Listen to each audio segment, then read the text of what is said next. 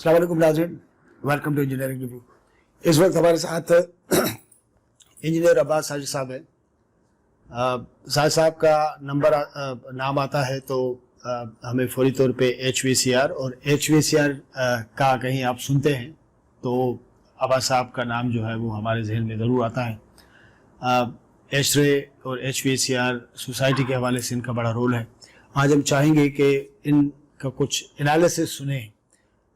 Covid के बाद हमारे पास बहुत कुछ खुल गया है और बावजूद इसके कि बहुत सारा ख़तरा, बहुत सारा रिस्क मौजूद है, लेकिन उसके बावजूद भी शायद ये इब्तिदा है उन तज्ज़ियात की जिसमें हम देखेंगे कि क्या चेंज हुआ इंजीनियरिंग के सर्टेन सेक्टर्स में और साथ साथ हमारे लाइफ स्टाइल्स में, और क्या हम किसी न किसी तरीके से अंदाज़ा लगा सकते हैं कि कोविड यहाँ पे बहुत बड़ी तब्दीली लाया। बहुत सारे लोग कहते हैं कि ऐसी तब्दीली या ऐसा टाइम ह्यूमन हिस्ट्री में कम आया है, उससे हमें नुकसान मनी टर्म्स में कितना दिया है, हमारी इंडस्ट्री कैसे अफेक्ट हुई है।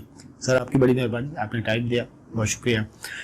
जैसे अपने नाज़रीन से बात कर रहे थे हम लोग, इससे पहले कोई इस टाइप का एक्सपीरियंस इस टाइप का नहीं है, बावजूद इसके कि लोग कहते हैं कि 1 सदी पहले इस टाइप का एक वायरस आया था, उससे भी करोड़ों लोगों को अफेक्ट किया।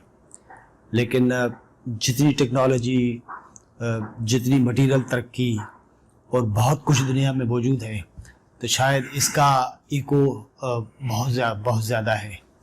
अब जब आस्ता आस्ता खोल के सारी चीज़ें बैठे हैं, तो जब आदमी की दुकान खुलती है, फैक्ट्री खुलती है, वर्कर जाता है, कहता है हाँ यार अब शायद स्टार्ट होगा। What's picture in your mind? बहुत शुक्रिया आप लोग आए और इस इंटरव्यू को किया। ये तो चीज़ ऐसी है, आपने जिस तरह कहा कि बिल्कुल हर बंदा पूरी दुनिया में डायरेक्टली या इनडायरेक्टली किसी न किसी तरह अफेक्टेड है फ्रॉम कोविड-19। और जब ये शुरू हुआ तो लोगों को पता नहीं था, it was the first time for this generation कि भाई क्या हो रहा है। इस तरह के कोई पेंडेमिक कोई हमारे पास मिसाल इस जनरेशन के पास एटलीस्ट नहीं थी। जिस तरह आपने कहा पहले होता था, उस वक्त टेक्नोलॉजी इतनी एडवांस नहीं थी। अब टेक्नोलॉजी इतनी एडवांस होने के बाद इस पेंडेमिक को इस तरह से फैलना इज़ रियली अमेजिंग, ठीक है ना, कि हम इसको कंट्रोल नहीं कर सके। बहुत सारी कंस्पिरेसी थ्योरीज हैं, आपको भी पता है, हमें भी पता है, लेकिन बहरहाल उसकी एक अलग उस पर बहस है। पेंडेमिक ने बहुत बुरी तरह से अफेक्ट किया पूरी दुनिया को, और जाहिर है पाकिस्तान भी उसका पार्ट है। हम लोग जितने बिजनेसमैन हैं पाकिस्तान में वो बहुत ज़्यादा अफेक्ट हुए हैं इसकी वजह से। प्रोजेक्ट्स हमारे जो थे, जो पाइपलाइन में थे, वो रुक गए, डिले हो गए, बहुत सारे स्क्रैप हो गए। तो मतलब बिल्कुल ही जिसको आप कहना है एक ह्यूज टर्मोइल था पूरे इंडस्ट्री में, कंस्ट्रक्शन इंडस्ट्री में, और हम लोग ज़ाहिर है कंस्ट्रक्शन इंडस्ट्री का एक इंटीग्रल पार्ट है। तो शुरू में तो बिल्कुल ही सब कुछ बंद हो गया था।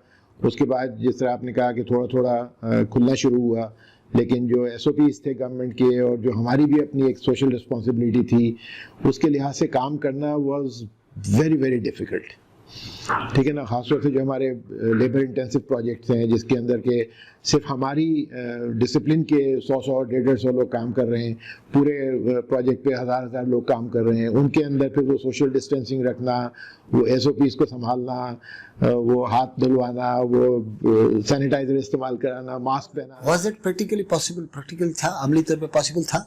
जी, अमली तौर पे कोशिश हमने ज़रूर की, लेकिन अगेन होता ही है कि आप कुछ जगहों पे तो चीज़ों को कंट्रोल कर सकते हैं। जैसे आपने एंट्री पॉइंट्स पे कर लिया कि सुबह लोग जब आ रहे हैं तो ये आपने मेक श्योर किया, सबका टेम्परेचर भी ले लिया आपने, सबको हाथ भी धुलवा दिया, सैनिटाइज भी करा दिया, मास्क भी पहने हुए आ गए। लेकिन once they go on to the site, अब वो 20 मंजिला बिल्डिंग है, उस पर काम कर रहे हैं, तो हर वक्त हर एक बंदे को नहीं कर सकते। और हमारे यहाँ हर तरह की सोच वाले बंदे थे। कुछ तो कहते थे कि नहीं जी ये बड़ा डेंजरस है और संभालो और अपने आप को प्रोटेक्ट करो, दूसरों को भी बचाओ। कुछ लोग मानते ही नहीं थे कि इस तरह की कोई चीज़ है, वो कहते थे ये तो हर साल होता है, फ्लू होता है, ये होता है, तो वो फिर केयर ही नहीं करते हैं और दूसरों को भी वो ख़राब करते हैं एक तरह से। लेकिन बहरहाल हमने सबने देखा कि बहुत ज़्यादा डेंजरस सिचुएशन थी। सभी लोगों ने अपने प्यारों को गंवाया, इसमें बहुत सारे लोगों का इंतकाल हुआ और बहुत मुश्किल मामला थे। अब जब ये खुलना शुरू हुई हैं चीज़ें, तो बहरहाल मैं तो कहूँगा कि हम फॉर्चुनेट थे कि प्राइम मिनिस्टर साहब ने एक ऐलान कर दिया था कि भाई कंस्ट्रक्शन इंडस्ट्री के लिए हम इंसेंटिव दे रहे हैं, तो उससे डायरेक्टली भी और इनडायरेक्टली भी हमारे प्रोजेक्ट्स पे फर्क पड़ा। और वो जो प्रोजेक्ट्स रुके हुए थे उनमें भी थोड़ा कॉन्फिडेंस आया, लोगों ने काम शुरू कर दिया था ऑलमोस्ट 4-5 महीने पहले से। अब जो ये फुल फ्लैश खुल रहा है तो आई एम श्योर कि लोग और बेहतर हो जाएंगे, लेकिन again there is a warning कि ये फाइनल से नहीं है। हमारी गवर्नमेंट ने जाहिर है सोच समझ के फैसला किया है कि भाई सब चीज़ें खोल रहे हैं, लेकिन we don't know what the future holds कि भाई ये इसकी थर्ड वेव की बातें हो रही हैं, इसके दोबारा से रीजनरेट होके नए नए स्ट्रेन्स आ रहे हैं, इसके नए नए वेरिएंट्स आ रहे हैं।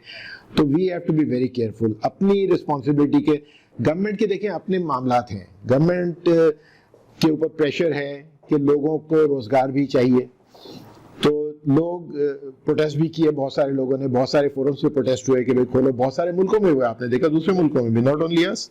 और ये प्रैक्टिकल इश्यूज हैं, और मैं तो कहूँगा कि इमरान खान की गवर्नमेंट ने इसको बहुत अच्छी तरह से संभाला कि हमने बिल्कुल लॉकडाउन पे नहीं चले गए हम लोग। स्मार्ट लॉकडाउन जो उन्होंने शुरू किया वो बहुत अच्छा था, और ग्रेजुअली तो इनएविटेबल था कि हमें खोलना ही था। हाँ, तो अब भी उन्होंने ये नहीं कि खत्म हो गया, अभी भी 40-50 लोग डेली हमारे मर रहे हैं और 1000-1200 केसेस नए आ रहे हैं डेली। लेकिन again it's inevitable, people have to learn to live with it, और हम सबको अपने अपने तौर से प्रोटेक्शन करनी है, अपनी अपनी फैमिलीज की, अपने एम्प्लॉयज की, अपने कॉलीग्स की, सबकी। तो आई एम जस्ट होपिंग कि अल्लाह ताला हम लोगों को अक्ल दे और हम लोग एक बेहतर तरीके से जो रिक्वायर्ड एसओपीज हैं उसके साथ अपनी जिंदगियों को आगे बढ़ाएं। आप समझते हैं कि एसओपीज अब आपकी लाइफ स्टाइल का हिस्सा बन गया है? जी जी जी जी, अब मास्क जो है वो डिजाइनर मास्क की बातें हो रही हैं ठीक है ना, तो ये सब तो अब है बिल्कुल। इसको जारी रखने की, सैनिटाइजर्स हो, मास्क हो, ये सब चीजें तो हमारी जिंदगी का हिस्सा रहेंगी मेरे ख्याल से, बहुत बहुत सालों तक ये रहेगा, ये जल्दी नहीं खत्म होने वाला। कुछ तो इफेक्ट्स ऐसे हैं जिसमें मैं आऊँगा मनी टर्म्स में, अगर उसको इकोनॉमिक साइड पे ज़रा थोड़ा सा वो करने की ज़रूरत भी है, लेकिन इससे पहले मैं चाहूँगा कि मिसाल के तौर पे दुनिया जहान के मुख्तलिफ मुल्कों में, इलाकों में ज़लज़ले आते हैं, बहुत सारे फ्लड्स आते हैं, बहुत सारे मैन मेड और नेचुरल डिज़ास्टर्स आते हैं। उसके बाद ये है कि इंजीनियर्स को, एक्सपर्ट्स को रिव्यू करना पड़ता है कि जी अब आपकी इसकी बिल्डिंग जो है इसकी स्ट्रेंथ ये होनी चाहिए, आप मटेरियल में ये चेंज करिए, ये सारा कोड चेंज हो जाता है सारा को। आपका जो फील्ड है HVCR, उसमें यह है कि जाहिर है कि एक बंद किस्म का माहौल है, आपको ठंडा किस्म का माहौल चाहिए, लेकिन दुनिया जहान में यह हुआ कि जी बासने आप बंद माहौल में और करीब भी नहीं बैठे, तो आपको एक स्पेशल किस्म की चीज़ चाहिए जहाँ पे एयर फ्लो हो, क्रॉस वेंटिलेशन हो, फला हो।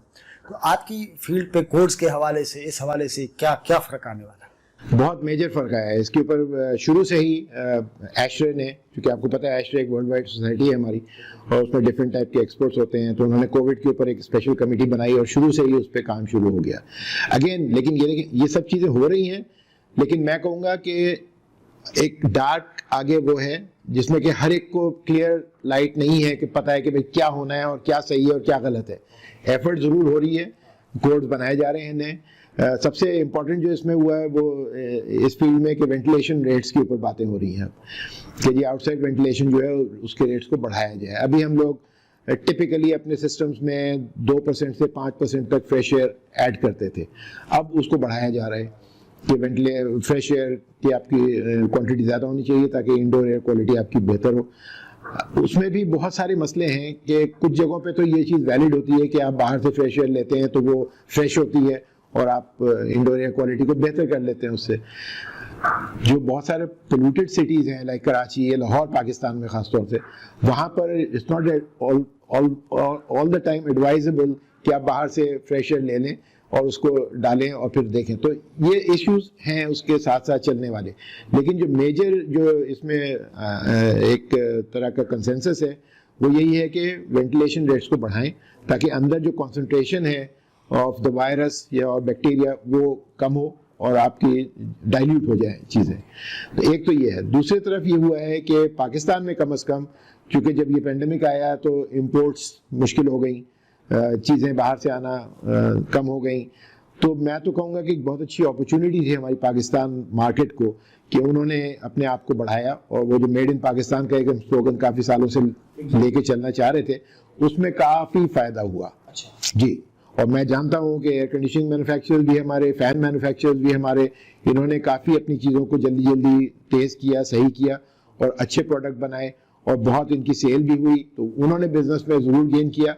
और जिस तरह टेक्सटाइल इंडस्ट्री हमारी अच्छी कर रही है अल्हम्दुलिल्लाह इस वक्त, इसी तरह इसका असर हमारी लोकल इंडस्ट्री पे जरूर ये आया है कि लोगों ने अपनी लोकल प्रोडक्ट्स को डेवलप करके अच्छा बनाने की कोशिश की। आपकी HVSR के हवाले से जो चीज़ें चाहिए, जो इक्विपमेंट चाहिए, जो इम्पोर्ट्स हैं, उसमें कुछ विजिबल कोई इस टाइप का हमारे साथ शेयर कर सकते हैं कि फला चीज़ें लोकली मैन्युफैक्चर होना शुरू करें? मिसाल के तौर पे हमें वेंटिलेटर चाहिए थे और दूसरी इलेक्ट्रोमेडिकल इक्विपमेंट चाहिए थे, वो पाकिस्तान में बन अब वो स्टार्ट हुआ।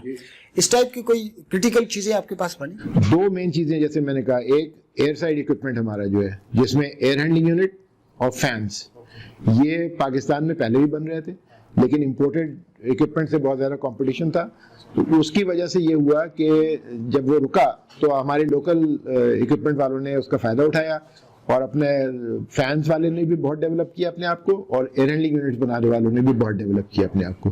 तो ये दो तो मेन एरियाज हैं जिनको मैं देख ही रहा हूँ। अगेन एज वेंटिलेटर्स आपने कहा, तो हमारी NED यूनिवर्सिटी जहाँ का मैं पढ़ा हुआ हूँ, वहाँ उन्होंने भी वेंटिलेटर बना लिए और भी कई कंपनीज ने वेंटिलेटर बनाए। तो देखिए, टैलेंट की तो कोई कमी नहीं है हमारे यहाँ, अपॉर्चुनिटी है और एक सोच की कमी है। मैं हमेशा अपने लोगों से ये कहता हूँ, अपने मेंबरान से, कि हम लोगों के अंदर एक लिमिटेड सोच हम रखते हैं। हम कोई चीज़ बनाते हैं या कोई फैक्ट्री लगाते हैं या कोई प्रोडक्शन शुरू करते हैं तो हम सोचते हैं कि पाकिस्तान ही हमारी मार्केट है। अब आज कल के दौर में 2021 में जब आप बैठे हैं तो the world is your paradigm. आप कहीं भी जाएं, सारा सब कुछ हम ऑनलाइन चले गए, सारी कॉन्फ्रेंसेस ऑनलाइन हुई। जो रियल ग्लोबल विलेज की हम बात करते थे, प्रैक्टिकली हमने देखा। अच्छा, एक बात तो वो ये कि जिस तरह पहले बात हो रही थी कि जी प्राइम मिनिस्टर ने जो है वो इंसेंटिव दिया कंस्ट्रक्शन इंडस्ट्री को, और जाहिर है कि वो ज़रूरी भी था, उसकी वजह से चीज़ें ज़रा स्टार्ट हुई। अभी तक उसमें अब एक एक्सटेंशन भी आया, लेकिन उसके बावजूद भी हम लोग ये क्वान्टिफाई कर सकते हैं कि मजबूरी तौर पे हमारे बैठ जाने से या सारी चीज़ें लॉकडाउन में चली गई, मनी टर्म्स में कुछ एनालिसिस कर सकते हैं हमें कितना नुकसान हो? नहीं, बिलियंस में है और हो रहा है, अभी भी हो रहा है। बिकॉज देखें, बहुत सारे लोग अनएम्प्लॉयड हो गए थे, बहुत सारे लोग आउट ऑफ बिजनेस हो गए। अगर आप निकलेंगे शहर में, रेस्टोरेंट्स बंद हो गए, मैरिज हॉल्स बंद हो गए, बहुत सारे होटल्स बंद हो गए, बहुत सारे ना लोग तो नहीं आ रहे थे होटल, सिनेमाज बंद हो गए बहुत सारे। तो इस तरह की जो बिजनेसेस हैं उनको वापस आने में, आते भी हैं नहीं आते हैं, और आए भी तो बहुत टाइम लगेगा, और आगे फिर हालात किस तरह के रहते हैं उस पर डिपेंड करेगा कि आगे वो कितना फ्लरिश कर सकते हैं इन फील्ड्स में। वन लास्ट मैं ये चाहूँगा कि अब तो चीज़ें दायरे के खुल रही हैं और उम्मीद ये है, ये चाहूँगा कि अब तो चीज़ें दायरे के खुल रही हैं और उम्मीद ये है कि पेंडेमिक को भी हम लोग इस तरह सस्टेन करने में, आखिर ख़त्म करने में कामयाब होंगे।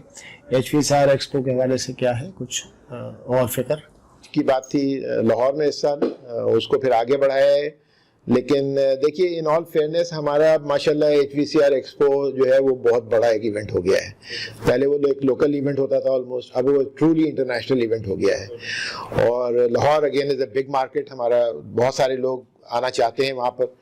तो इंटरनेशनल ट्रैवल जब तक नहीं ईजी होगा और खुल जाएगा विदाउट रिस्ट्रिक्शंस, तब तक इस तरह के प्रोग्राम करना जो है वो बहुत बहुत मुश्किल है। हम देख रहे हैं इंडिया में भी उन्होंने ऑनलाइन प्रोग्राम किया लेकिन वो इतना सक्सेसफुल नहीं रहा। वो बात नहीं होती है, जाहिर है। तो एग्जिबिटर्स भी इतने कीन नहीं है अभी, बिजनेस भी इतना अभी पिकअप नहीं किया है। तो इंशाल्लाह आई एम होपिंग कि towards the end of the year जाके ज़रा पिक्चर और क्लियर होगी। तो इंशाल्लाह अगर उससे पहले कुछ हो जाता है तो हम इस साल के एंड में कोशिश करेंगे करने की, वरना फिर इंशाल्लाह नेक्स्ट ईयर इसको जरूर करेंगे। Best of luck. Thank you.